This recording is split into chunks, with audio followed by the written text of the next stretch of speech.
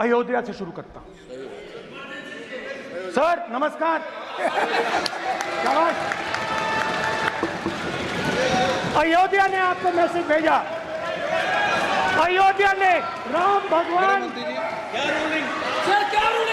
मेरा व्यवस्था का सवाल है।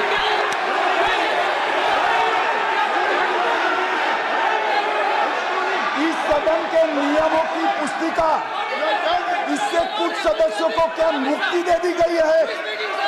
आपके गाइडेंस के बाद भी बार बार तस्वीर बताना, पूरे बीजेपी को हिंसा कर रही है ऐसे कहना, खड़े होकर एक दूसरे के बीच में हस्तधून करना, सारे नियम इनको लागू नहीं होते हैं। नियम मालूम नहीं है तो ट्यूशन रख ले साहब। सदन इस तरह से नहीं चल सकता है।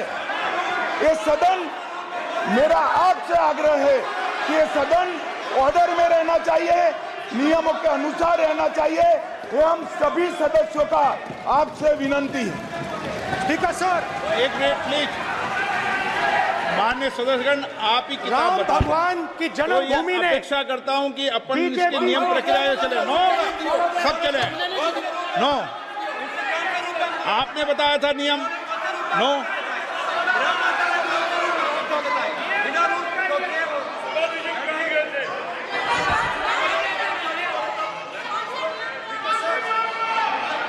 माइक दीजिए सर। हाँ सर, मेरा सवाल है सर, इस माइक का कंट्रोलर किसके हाथ में? प्लीज बैठिए बैठिए सर ये ऑफ होता है, प्लीज माने बीच में बैठिए हो जाता है। प्लीज। ये बार कई बार विषय उठ गई और बहुत गंभीर, और माननीय सदस्य, आप प्रतिपक्ष के नेता हैं, आप सदन के बाहर भी ये बात कहते हैं कि माइक बंद कर देते हैं। मैंने कई बार आग्रहपूर्वक किया कि आसन पर इस तरीके का आरोप नहीं लगाएं। नो प्लीज, बात सुनिए। आसन पर सभी दल के, प्लीज, आसन पर सभी दल के लोग बैठते हैं और सभी दल के लोग सभापति तालिका पे हैं, और सब जानते हैं कि एक व्यवस्था होती है, जिस भी माननीय सदस्यों को आग्रह किया जाता है बोलने का वो बोला जाता है, और जिसको आग्रह नहीं किया जाता उसका माइक चालू नहीं होता। आप बोलने के लिए खड़े, आपका माइक कभी बंद नहीं हुआ, कभी बंद नहीं हुआ। आप अगर आसन में जो भी विराज रहे हैं वो अगर आपका नाम नहीं पुकारते हैं तब माइक चालू नहीं होता। ये व्यवस्था हमेशा इस सदन की रही है, पुराने में भी और नए में भी। कभी आसन पे व्यक्ति पर माइक का कंट्रोल नहीं होता। दूसरा, माननीय प्रतिपक्ष के आप नेता हैं और आपसे ये अपेक्षा की जाती है कि आप लोकसभा की प्रक्रिया, काल संचार नियम का पालन करें, संविधान की जो व्यवस्थाएं दे रखी है उसकी पालन करें, और सदन में बोलते समय किसी भी धर्म को के ऊपर ऐसा आक्षेप नहीं करें जिससे पूरे देश के अंदर विषय पैदा हो। ये आपसे अपेक्षा की जाती है। सर मैं बिल्कुल आपकी रिस्पेक्ट करता हूं स्पीकर सर, मगर मेरे भाषण के बीच में सच्चाई ये है कि माइक ऑफ हो जाता है। मैं क्या करूं, हो जाता है वो। अब आपने देखा मैंने अयोध्या शब्द यूज किया और माइक ऑफ हो गया। नो,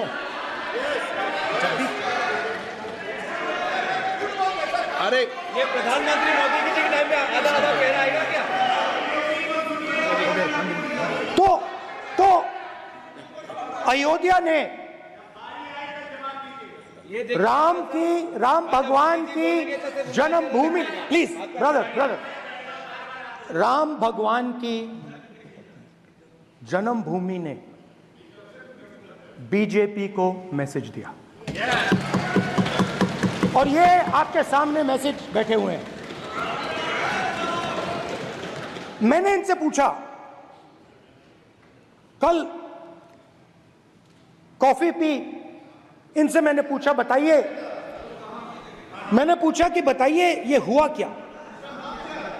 बीजेपी ने राम मंदिर का इनॉग्रेशन किया। बोलने दीजिए। राम मंदिर का इनॉग्रेशन किया। अरे भाई आप हार गए, उसको सदन करिए।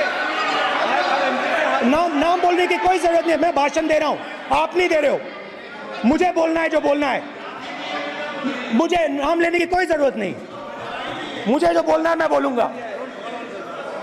तो अयोध्या ने मैसेज दिया और मैंने इनसे पूछा कि हुआ क्या, और इनका जवाब आया। मैंने उनसे पूछा कि आपको कब पता लगा कि आप अयोध्या में जीत रहे हो, और आपने कहा पहले दिन से मुझे पता था। सही बात। और मैंने कहा ये क्या हुआ।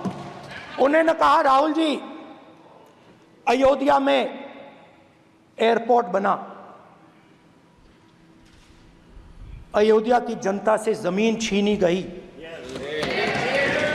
और आज तक उन्हें मुआवजा नहीं मिला है। उन्होंने कहा, सही बात, उन्होंने कहा कि अयोध्या में जो भी छोटे छोटे दुकानदार थे, जो भी छोटी छोटी बिल्डिंग्स थी, उन सारों को तोड़कर गिरा दिया गया और उन लोगों को सड़क पर कर दिया गया। इन्होंने यह भी कहा कि अयोध्या के इनॉग्रेशन में अयोध्या की जनता को बहुत दुख हुआ, क्योंकि इनॉग्रेशन में अदानी जी थे, अंबानी जी थे, मगर अयोध्या का कोई नहीं था। और ये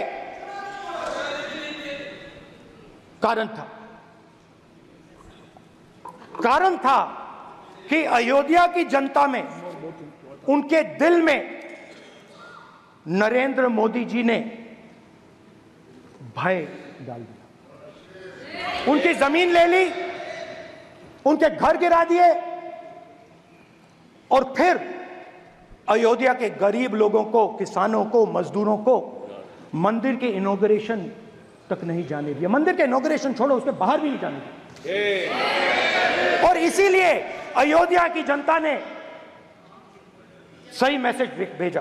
अच्छा, इन्होंने मुझे एक और बात बोली। 3 बार